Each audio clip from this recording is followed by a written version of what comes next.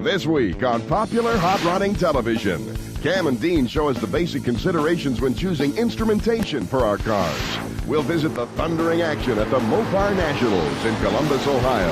And why is this awesome big block Chevelle taking the G-Machine concept to a new level? Stay tuned and find out.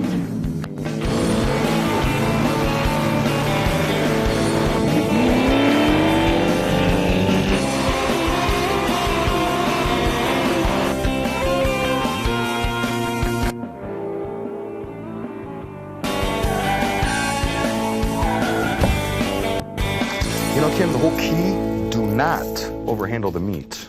I know you're dying for a Pee Wee Herman joke, aren't you? Chef Boyardee, what is the method to your madness? We're going to do some manifold cooking today, you know, where you cook on your engine's manifold. I'm not going to say it's a rage, but a lot of guys are doing it, and there's some pretty elaborate recipes. I remember there was a book out for that. Welcome to PHR TV. I'm Dean Skuza. And I'm Cameron Evans. Now, you know what I'd like to do? You got to have fresh rosemary for one. You know what, I've got good. just a thing for you. Hang on. Plus, it smokes pretty good, too, if you got too much left over. Lots of vegetables. You can never use too many. Onion, squash, celery. And now, the whole check thing, it out, Dean. Porpoise urine, the key ingredient. I've got the roastometer. It works perfect. I got it from Autometer. You mean That's roastometer? What do you call it, a speedometer? Hey, don't say speedo. Unless you're wearing them. Yeah, that's exactly right.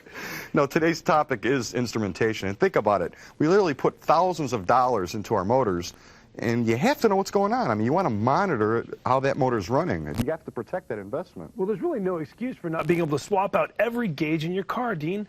I mean, the marketplace is big. They've now got pods and different size gauges and really something to replace anything that was either stock or unreliable in your old road car. But before we get into all that, let's look at how all the gauges in your car actually operate. It's ready. Today's automotive gauges fall into two main categories, analog and digital. Here are the differences. Analog gauges have the traditional mechanical needle that moves along the gauge face, much like the movement of a clock. There are two types of analog gauges, electric and mechanical. For example, an oil pressure gauge can be either type.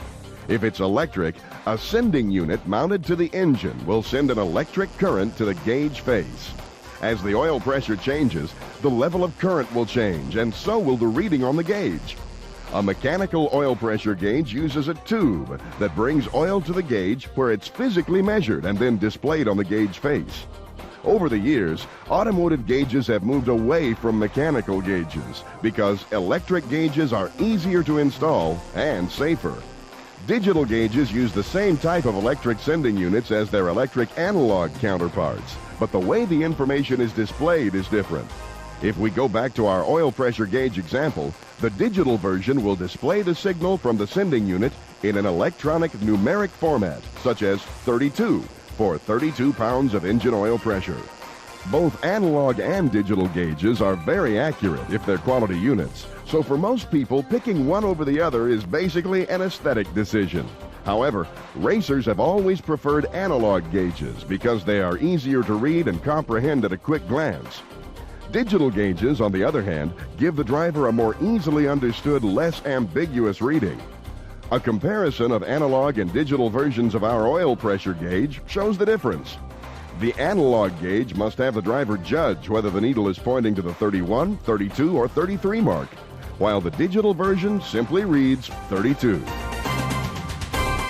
Now you've got a better handle on the obvious differences between the digital gauges and the analog versions, and the also not so subtle differences between the mechanical versions and the electronic versions. You can see there's a lot to choose from out there. This is a 1963 Olds Jetfire, and it's special because they only made them for a couple of years. Oldsmobile tried their 215-inch all-aluminum turbocharged engine in these cars for just these 2 years. And the owner of this car, Don Clark, wanted to create a street machine that still held to that heritage. So what did he install? An all-aluminum LS1 GM V8. It's also got the 4L60 electronic transmission in it. Now this car's got all the stuff you'd be looking for in a modern street machine, like a Mustang 2 front end, 16-inch wheels, but especially he's got all digital instrumentation from Dakota Digital.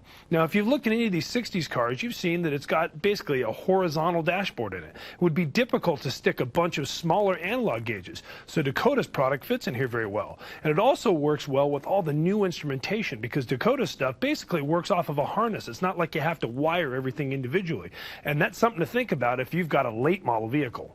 Now, Dakota makes digital dashes for just about every make and model car. You see I have a couple here from National Parts Depot. There's one out of a Ford Mustang, and here's one for a 55 or a 56 Chevy. The cool thing is they bolt right in. But the argument is, which is better, analog or digital?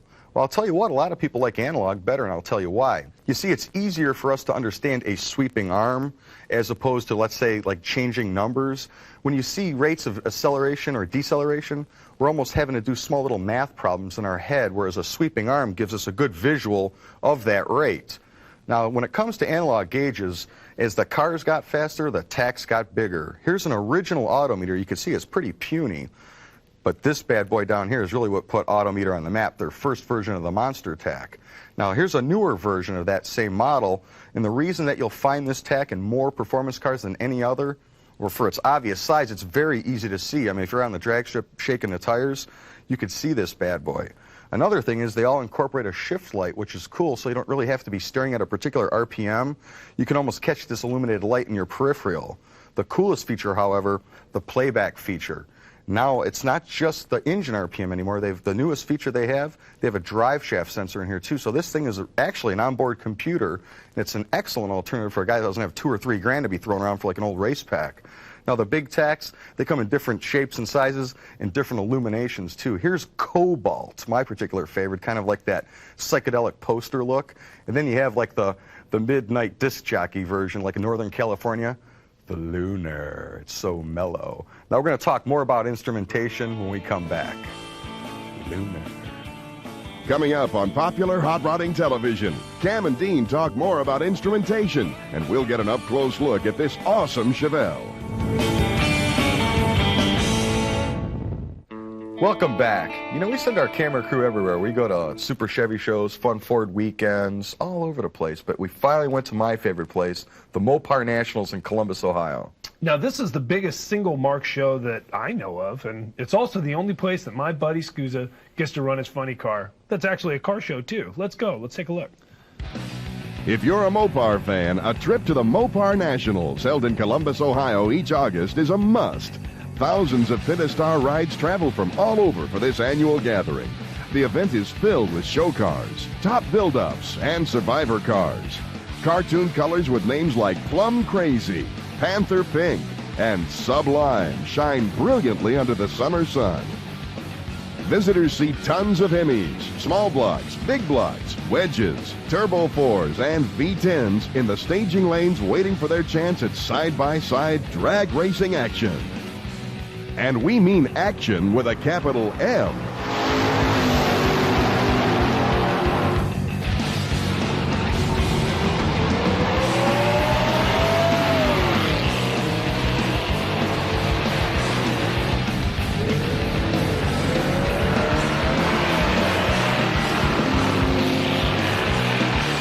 The largest of all Mopar midways attracts the hungry parts hunter. If you can't find it here, you probably can't find it, period.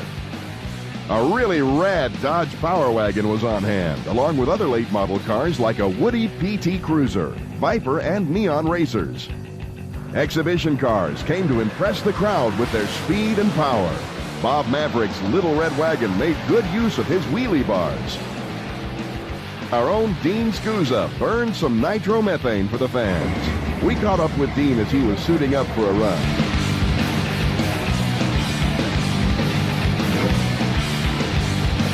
It's going to be like, that's why I don't start screaming, because I'm so scared in the car.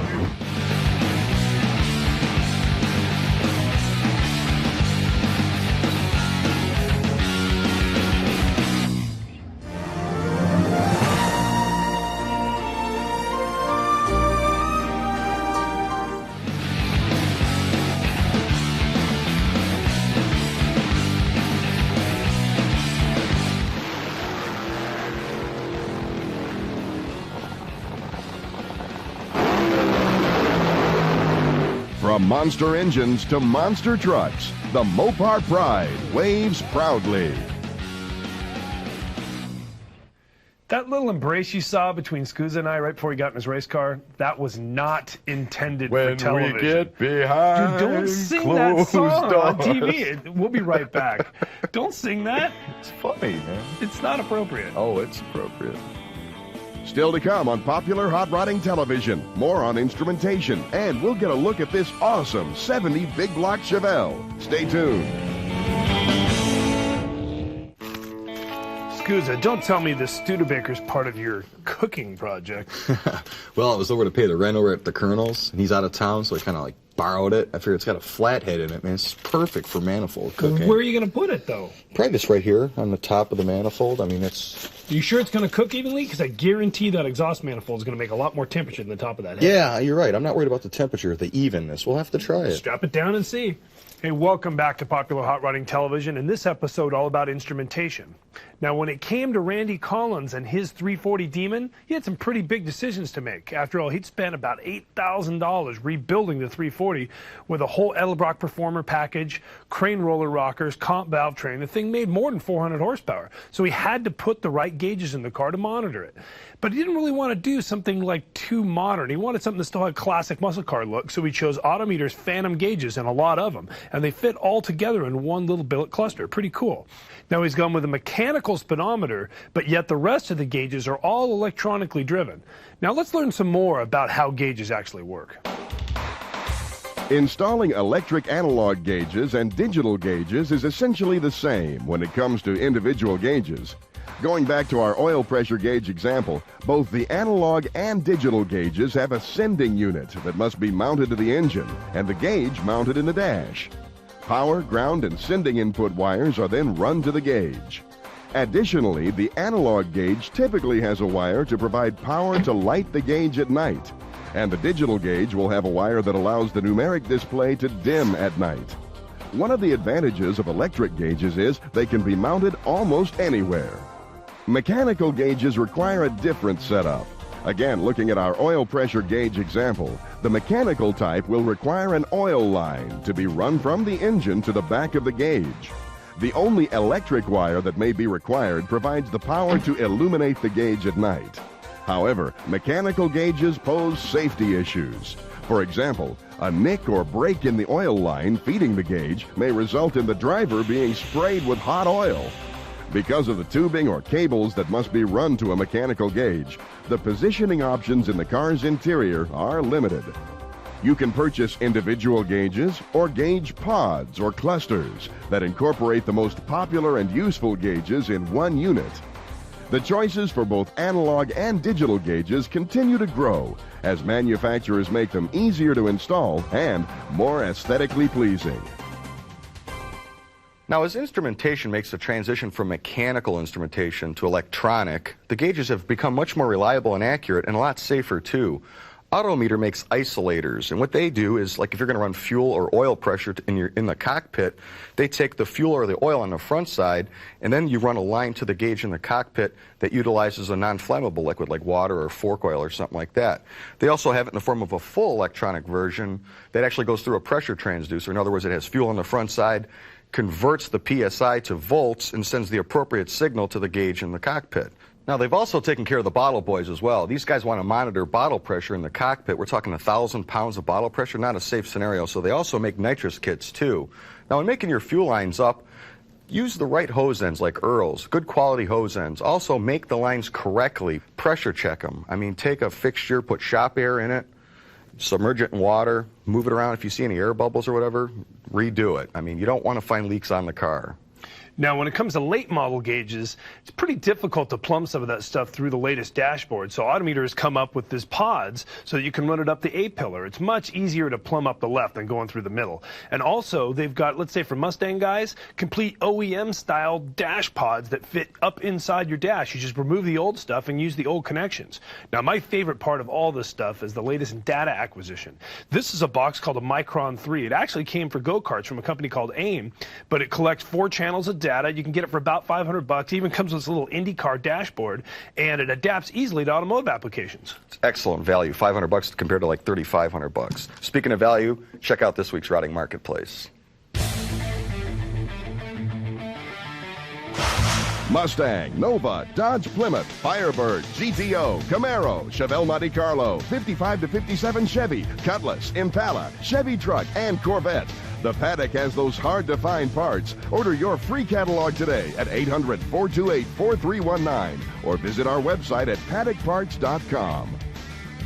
Do you have what it takes to be a road apple? Did you always like the look of those old-school car club jackets? Be a part of Cam and Dean's Car Club, the Road Apples. Log on to roadapples.net and wear the same stuff as the hottest names in the hot rod business. T-shirts, jackets, hats, stickers, and button-down shirts like Cam and Dean wear on PHR TV. Go to roadapples.net. Need parts for your classic Mustang, Camaro, Chevelle, El Camino, Malibu, or Firebird? Then get your free catalog from National Parts Depot, the nation's fastest restoration parts supplier. Most orders delivered complete in just 1 to 3 business days. Call 866-425-FAST now for your free catalog. MPD, the wise choice. Our big, bad 70 big block Chevelle, next on popular hot rodding television. Hey, welcome back. You know, any racer or any engine builder, they know the name Tim Kerrigan. After all, he makes the best oil in the business, Redline Oil. What they may not know is that he's got some pretty cool rides. Now, we've showed some of Kerrigan's cars in the past, but this particular Chevelle is a very influential car in the entire street machine community. This particular car has really motivated people to take restored cars and started bolting on the best of the aftermarket. Let's look at one of my favorite cars. Well, we went back to the desert where all those dead bodies are. It's kind of like the Las Vegas graveyard. Yeah, but look, it's a nice picturesque setting. And speaking of a good setting, how about Jamie, this week's video of L.A.? Dean, look at the paint on this car. Okay. It's good. It's good. nice. Look hard because it's never even seen water. The car's never been washed. That is original paint. And really the premise of this car was basically to take a bone stock car, don't cut it up, but bolt on the best of the aftermarket, like 17-inch Budnick wheels. The wheel and tire package is really a big deal on this car. Those are 17 Budnick Famosas, but what's really cool is the rear tire. It's a 315/35 series tire. You look at that aspect ratio and you say, is that going to work out? But take a look at it, man. It fits rather nicely. The reason the car sits like this is the entire suspension has been removed and replaced with the best of the aftermarket. John Hotchkiss and Hotchkiss Performance supplied Tim with their entire rear suspension system, and he went to Chris Olson Chassis Works and had a Fab 9-inch rear end housing, bolted all together, and everything fit perfectly. That's where the stance comes from. Well, Jamie just got her butt out of there so we can take a good look at the interior. And it's pretty simple. I mean, he uses autometer instrumentation. You got those nice ultralight carbon fiber instrumentation. You see the fire bottle in the back seat. It's really done right. Tim bought this car from an enthusiast, Earl Lashman in Northern California, who was already doing some road racing with it. Actually, the car's gone 200 miles an hour at Bonneville back in the day, and that was with a different engine, the original LS6 motor. Well, under the hood, we're talking 540 cubic inch Merlin. I mean, this thing makes, what, about 650 foot-pounds of torque. Demon carburetor. Barry Grant did all the fuel system on that, and that thing's an 850 with a 950 base plate. Really gives you a lot more bottom end. Now, the compression on this thing, it's 11.7 to 1. They could have probably went as high as 12.5, but I tell you what, if you're going to miss it, you'd rather miss it on the low end. Yeah, it was surprising when we built this motor in Popular Hot Rodding magazine how efficient this motor was. And really the whole buildup on this car was where he took a couple of his different pro mod racers, Wayne Torkelson and John Schaupy, to get this done. His son Kelly also did a lot of the work on this car. Kelly Kerrigan is behind the wheel. Now, is that the most Irish sounding name you've ever heard? Kelly Kerrigan? You know, the guy can get a sunburn just by merely opening the refrigerator from the light. Now, looking at the front end of this car, what this car actually has is, to get it lowered like that, they run a B-body spindle swap, which is something that Bear and Hotchkiss do put together. So when you lower the cars, it corrects a lot of the geometry. And when you get this thing in the corners, it's got just the right amount of negative camber, doesn't wear out the tires, and improves the handling dramatically. Well, it's a stiff ride, but you know what? I mean, this thing was really built to go around the road course, so it's comfortable enough to drive on any road. You can see Kelly, he's going to get a little wild. Takes a lot of trust in your son. I mean, if anyone knows Kelly, did you ever see him on a dirt bike? Man, this guy is like insane. So Tim's really trusting his son here. Yeah, one of Tim's racers, Wayne Torkelson, who assembled a lot of this car. Look at the patch that thing makes. That thing was in third gear, Cam. He didn't really stand on it that hard. Power's coming through a Tremec 5-speed on this thing instead of a 6-speed, and believe it or not, it really can't put up with the torque. I'll tell you what, for a true classic that handles like a dream, that thing is beautiful, and I'm not talking about Jamie either. Now you see why that's one of my favorite cars. Now, Skuza, I originally wasn't too into this project, but now I'm hungry. Smells good, doesn't it? She'd be done. She'd be done. I got my odometer, roastometer. Thanks for supplying this, guys. Hope you learned something about instrumentation today, too. How's it look? You better use some gloves before you, like, try to handle that thing. I don't need those stinking gloves. There's some shrinkage factor there, too. That was a lot bigger piece before we started. You know, I don't think machine oil is really going to kill us. I don't mind at all. See you next week. See you next week. Which one do you want? That one or this one? You can take. I like this one. This one looks more like the end cut. All right. Right on. I guess I should put it on my plate, huh? God, it's a little tough, isn't it? Next week on Popular Hot Rodding Television, we'll learn what a stroker engine is and why they're so popular with today's performance crowd. Cam and Dean answer your viewer questions. And where do the editors of Popular Hot Rodding magazine build and then dyno test all those great project cars? Tune in and find out. Subscribe to Popular Hot Rodding magazine, your source for the rod and performance scene, and save 75% off the single copy rate. Each supercharged issue is packed with killer muscle cars and street rods, the latest performance parts, and tuning tips to make your car look cooler and go faster. Plus, if you order now, you'll receive the latest issue of Popular Hot Rodding absolutely free. If you like what you see, you'll pay only $9.97 for 11 more issues. America's performance publication, Popular Hot Rodding. To order, call 877-9-RODDER today. If you'd like more information on Popular Hot Rodding Television and the products presented on the show, visit PHRTV.com.